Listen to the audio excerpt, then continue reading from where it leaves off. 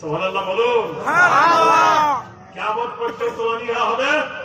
কত গানের নকল গান, কত গজলের নকল গজল, কত জিনিসের নকল হয়, কিন্তু আজ পর্যন্ত বলো কত জাআকুম মিনাল্লাহি নূরুন ওয়া কিতাবুম মুবিন। হে নবী, তোমার রবের তরফ হইতে তোমাকে যে নুরিময় কিতাব দেওয়া হলো, কিয়ামত পর্যন্ত এর নকল হবে না, কাশিতে বাজবে না, বাঁশিতে বাজবে না, তবলায় বাজবে না, গিটারে বাজবে না। সারা পৃথিবীর মুগ্ধকর বাণী হলো আল্লাহর কোরআন। সারা ৭০ জন মেয়ে কোরআনের প্রেম পাগলা হয়ে দেয়ালে পিঠ লাগায়ে কোরআন শুনতে শুনতে হজর হয়ে গেল। বলুন সুবহানাল্লাহ। বাদশা এসে বলছে মেয়েদেরকে, পেরেছিস? মেয়েরা বলছে হুজুর পারি নাই, হেরে গেছি। ওদেরকে প্রেমে ফেলতে এসে প্রেমে পড়ে গেছি। জেলখানাতে যারা আছে এরা মানুষ নয়, এরা মানুষ নয়। দাঁতের ওপর দাঁত রেখে বাদশা বলছে শোন, আমার সৌন্দর্য নারীকে ভোগ করলি না, মদ খেলি না, গোশ খেলি না, রুটি খেলি না, উপোস থাকলি, তবু তোদের ফাঁসি দেব। কার থেকে শুরু হবে বল? হাদিসে এসেছে প্রথম যে যুবকটা দাঁড়ালো, সেনাপতি সাঈদ রাদিয়াল্লাহু তাআলা আনহু দাঁড়িয়ে গেল।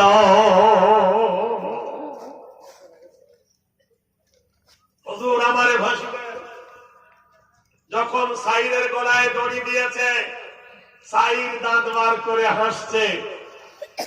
বাদশা বলছে কি ব্যাপার? তোমাদের কোরআনে আছে ইয়াবহাবু কলিলান ওয়া ইয়াবকু কাসীরা, হাসো কম কাঁদো বেশি।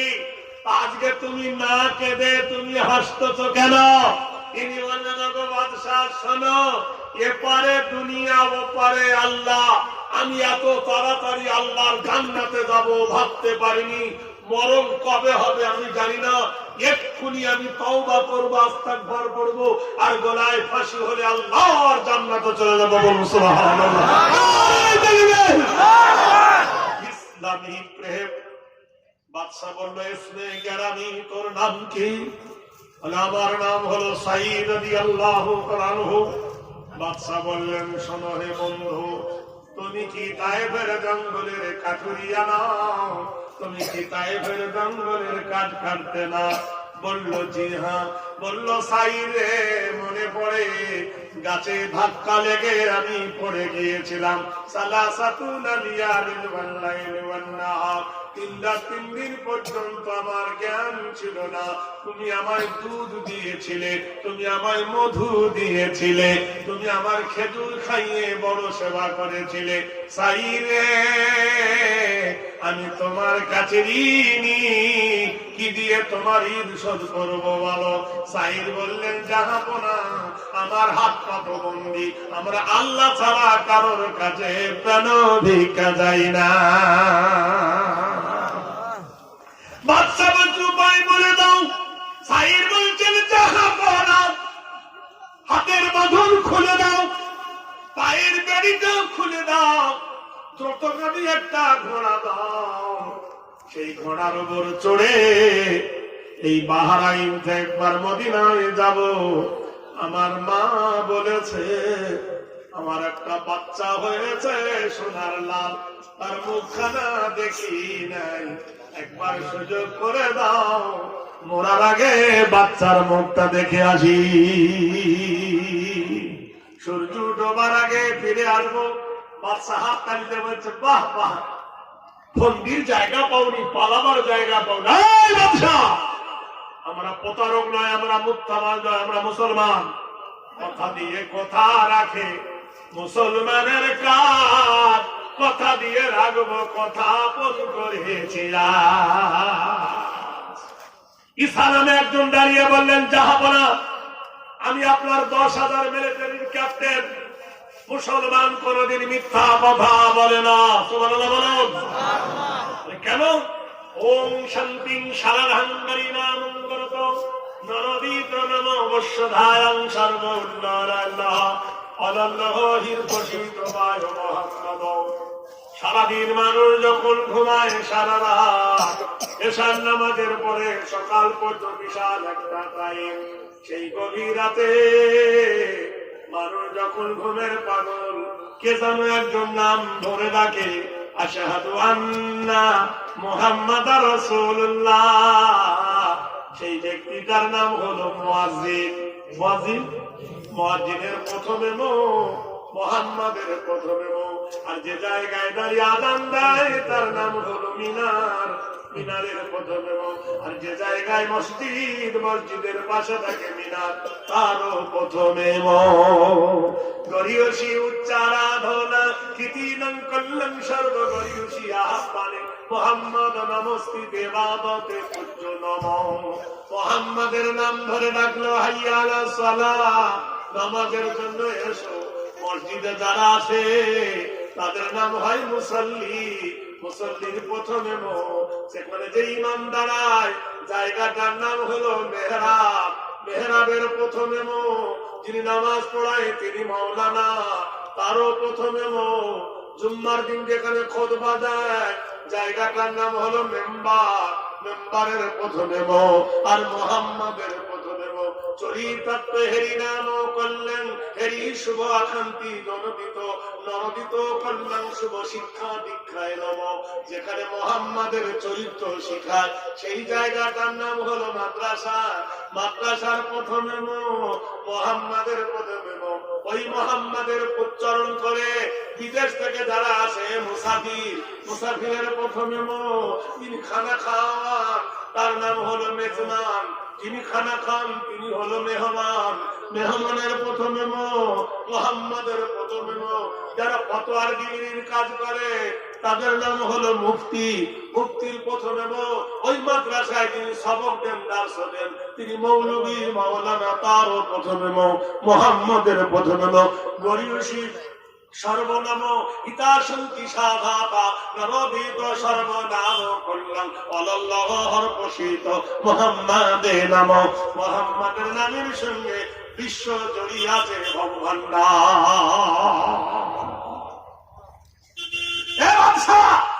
এরা মুসলমান, এরা ওয়াদা ভঙ্গ করে না, ছেড়ে দেন। ঘোড়ার পিঠে চড়ে সাইদ চলেছেন, এত জুড়ে ঘোড়া ছুটিয়েছে 200 কিলোমিটার রাস্তা মদিনা থেকে বাহরাইন। মা কাকে বলে শোনো, মা কি অমূল্য রতন শোনো। মা বলছো সাহাবারা রে, ও সাহাবারা, তো বললো কি আজকে 70 জোড়ার ফাঁসি হবে রে। আর আল্লাহর কাছে তাদের জন্য একটু প্রার্থনা করি। মসজিদের ভিতরে মারা কাঁদতেছে, কারোর বেটার জন্য, কারোর নাতিপুতির জন্য, কারোর স্বামীর জন্য। কথা বলেন। এমন সময় দরজার গেটে বলে আসসালামু আলাইকুম। মাকে যখন সালাম দিল, মা বেটার গলার আওয়াজে চেনে, চেনে না? এই ধরে বলুন। মার কলিজার সঙ্গে, মার নারীর সঙ্গে ছেলের কলিজার জোড়া। ছেলে কাঁদলে মা জানতে পারে, কচি শিশু ছিলেন যখন, কিছু বলার ছিল না, কেঁদেছেন। মা জানতে পেরেছে আমার ছেলের পেট ব্যথা করছে না, বুক ব্যথা করছে, ঠিক না? মা দরজা খোলা ছিল, বন্ধ করে দিল। ছেলে বললে মা দুয়ার খোলো। মা বলল খুলবো না। বলল কেন? ইন্নাল মুনাফিকিনা ফি দারকিল আসফালি মিনান নার। নিশ্চয় যুদ্ধের ময়দান থেকে যারা পালায় তারা হলো মুনাফিক। মুনাফিকের জায়গা হলো জাহান্নামের নিচে। জাহান্নামীরা হাঁটবে, জাহান্নামীরা পেশাব করবে, মুনাফিকের মুখে গিয়ে পড়বে। আমি কোন মুনাফিকের মা হব না। যুবক কেন্দ্রে উঠে বললেন মা আমি মুনাফিক নয়, আমি প্রতারক নয়, ধাপ্পাবাজ নয়। মা তুমি জানো তায়েফের জঙ্গলে আমি কাঠুরিয়াছিলাম, যে লোকটা গাছে ধাক্কা লেগে পড়ে গিয়ে মাথা কেটে গিয়েছিল। মাগো ওই মাথা কাটা লোকটা অন্য কেউ নাই, বাহরাইনের সুলতান ইবনে সরওয়ার। আমার গলায় ফাঁসি হতে গিয়ে পরিচয় হয়ে গেছে গো মা, ও গো মা পরিচয় হয়ে গেল জননী মাগো, মাগো তাই ঋণ মুক্ত হতে যায়। মা তাড়াতাড়ি করে ছেলেটাকে আনো, একবার দেখে নি, একবার মুখে চুমো খাবো, আবার বাহরাইনে ফিরে যেতে হবে সূর্য ডোবার আগে। মা পাগলের মতো বাচ্চাটা এনে যখন ছেলের কোলে দিলে একটা চুমো খেয়ে দিল, ঘোড়াকে ঘুরিয়ে চাবুক মারলো, এত জোরে চাবুক মেরেছে ঘোড়া মরুর বালুর উপর দিয়ে ছোটে, ঘোড়ার পা বালুর ভিতরে ঢুকে ঘোড়ার পায়ের খুর গুলো পা থেকে খুলে গেল। তপ্ত মরুর বালুর উপরে ঘোড়া খুলে গেছে। আমার আল্লাহর কোরআন বলে আদিয়াতি দাবহা قضها فالمغيرات صبحا ووسطن به نقوا ووسطن به جمعا। আল্লাহু আকবার। জঙ্গে খয়বর থেকে নবী ফিরে এসেছেন। 3 দিন পর্যন্ত নবী শরীর খুব অসুস্থ, উঠতে পারেন নাই। এশার নামাজ পড়ে নবী একটা একটা করে মা ফাতেমার বাড়ি থেকে ডাকছে, ও মা ফাতেমা, ওমা একটু দুয়ার খোলো না মা।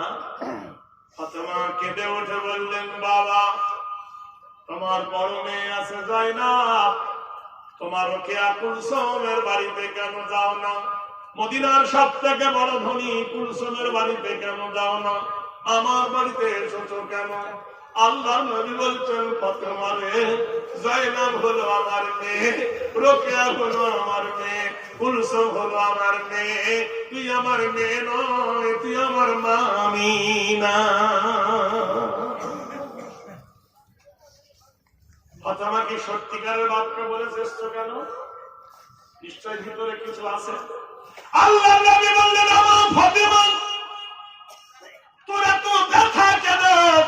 ফাতেমা কান্দে আর বলে, আব্বা আমার জামাটা ছিঁড়ে গেছে, আমার বোরখাটা ছিঁড়ে গেছে, আমার ওড়নাটা ছিঁড়ে গেছে, এই ছেঁড়া কাপড় পরে একমাত্র আমি তোমার জামাই আলীর সামনে যেতে পারি, এই ছেঁড়া কাপড় পরে তোমার সামনে যাওয়া যাবে না।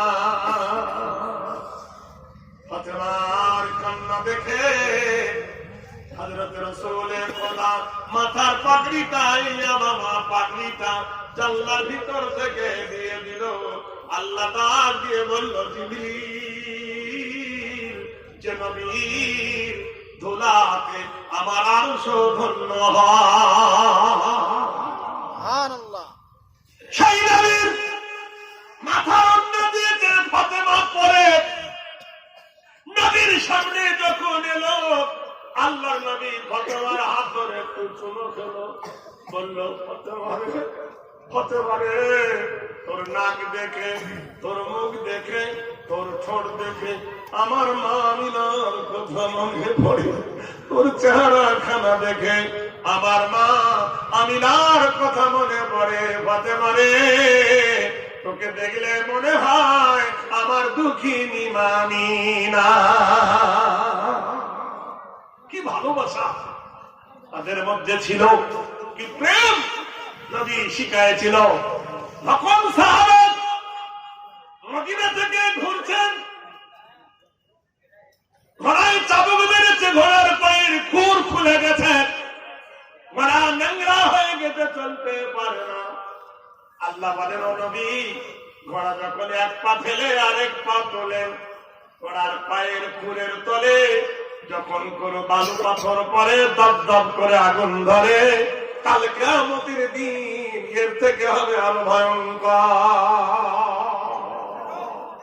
সেদিনকার সেই স্টেশনে থাকবে নানা প্যাসেঞ্জার, সেদিনকার সেই স্টেশনে থাকবে নানা প্যাসেঞ্জার, দ্রুত জানে পার হবে ভাই, টিকিট কাটার আছে যা। হাসরের ময়দানে হাফেজ, কারি, মুফতি, মাস্টার, ডাক্তার সবাই থাকবে সেই স্টেশনে। কিন্তু ভাই, যার যদি থাকে পারে রে তারা সঙ্গে নিয়ে টিকিট ভাড়া, যদি থাকে পারে রে তারা সঙ্গে নিয়ে টিকিট ভাড়া, জবাবদিহি করবে সেদিন ধরলে টিকিট কালে কেটা। আমি পাপী, তিনি জামিনদার। যিনি এইটা গেয়েছেন সে মুসলমান হয়নি। যদি মুসলমান হতো এই গানের জরিয়ায় আল্লাহ হয়তো ওকে জান্নাত দিতে পারত, কিন্তু হয়নি। হাদিসে এসেছে, এ বন্ধু, হযরতে রাসূলুল্লাহকে জিজ্ঞেস করেছিলেন, খাঁটি দাওয়াত নবী, তুমি সব থেকে বেশি দাওয়াত কাকে দিয়েছো? আল্লাহ রাসূল বললেন, সব থেকে বেশি দাওয়াত দিয়েছি আবু জাহেলকে। বেশিবার দাওয়াত দিয়েছি, যতবার দিচ্ছে ততবার অপমান করেছে। একদিন গভীর রাতে আল্লাহ নবী সাল্লাল্লাহু আলাইহি সাল্লাম গেছেন আবু জাহেলের বাড়িতে। আবু জাহেল, ওর বাড়ির সামনে কুলের গাছ ছিল, কুল খাচ্ছিল। নবী গেছে, তখন খাওয়া বন্ধ করেছে। কি খবর? বলে, আবু জাহেল একবার মধুর কলেমা পড়ো, লা ইলাহা ইল্লাল্লাহ মুহাম্মাদুর রাসূলুল্লাহ। আবু জাহেল বলছে, আমি কলেমা পড়ি না, তুমি বারবার আসো কেন? খাদিজা জিজ্ঞেস করছে, এতবার তুমি দাওয়াত দিলে তোমাকে অপমান করে, তুমি যাও কেন? আল্লাহর নবী বললেন, খাদিজা বিশ্বাস করো, আমি যাই নাই মহব্বতের টান। যখন আমি তায়েফ থেকে মক্কা এলাম, যখন জানতে পারলাম আমার বাবা নাই, যখন জানতে পারলাম আমি এতিম, আমার কর্তব্য হলো আমি সাফা পাহাড়ের উপর বসে বসে কাঁদতেছিলাম। সেদিন সন্ধ্যা হয়ে গেছে, রাত্রি নেমে এসেছে, আমাকে কেউ খবর নেই রে খাদিজা। ওই রাস্তা দিয়ে আবু জাহেল আসতেছিল, আমাকে ডেকে বলো, এ আব্দুল্লাহর বেটা মুহাম্মদ, পাথরের উপর বসে কেন কাঁদিস? এই বলে আবু জাহেল পাথরের উপর উঠে গিয়ে আমাকে বুকে জড়িয়ে ধরে আমার ঠোঁটে ঠোঁট লাগিয়ে চুমো খেয়েছিল, আমাকে বুকে জড়িয়ে ধরেছিল, আমার ঠোঁটে চুমো খেয়েছিল রে খাদিজা। আমি সেই মহাব্বতের পাগল হয়ে বারবার আবু জাহেলকে বলি, একবার যদি কলেমা পড়ে না আবু জাহেল, তাহলে আবু জাহেলকে আমি জান্নাতে নিয়ে যাব। একদিন কৌশল অবলম্বন করলাম, আমি গিয়ে দেখলাম একটা পাত্রের উপরে লেখা আছে মিমহে মিমদাল মুহাম্মদ, আর একটা পাত্র লেখা আছে লা ইলাহা ইল্লাল্লাহ। আমি আবু জেহেলের কাছে গিয়ে বললাম, আবু জেহেল এটাই কি লেখা আছে বল? একবার যদি আবু জেহেল পড়ে লা ইলাহা ইল্লাল্লাহ মুহাম্মাদুর রাসূলুল্লাহ, তাহলে আমি ওই কৌশলে আল্লাহর কাছে দাবি করব। আবু জেহেল আমার জিনিসটা দেখলো, দেখে বলল, মুহাম্মদ তুই যেটা এনেছিস এতে তোর নাম আর ওর নাম। কত বড় শয়তান দেখো, তোর নাম ওর নাম। আল্লাহ নবী বলেন, আমি কেঁদে উঠলাম। আল্লাহ বলেন, খাতামাল্লাহু আলা কুলুবিহিম ওয়া আলা আবসারিহিম গিশাওয়া ওয়া লাহুম আযাবুন আযীম। নারে তাকবীর। তাদের মোহরে আল্লাহ কুলুব মেরে দিয়েছেন।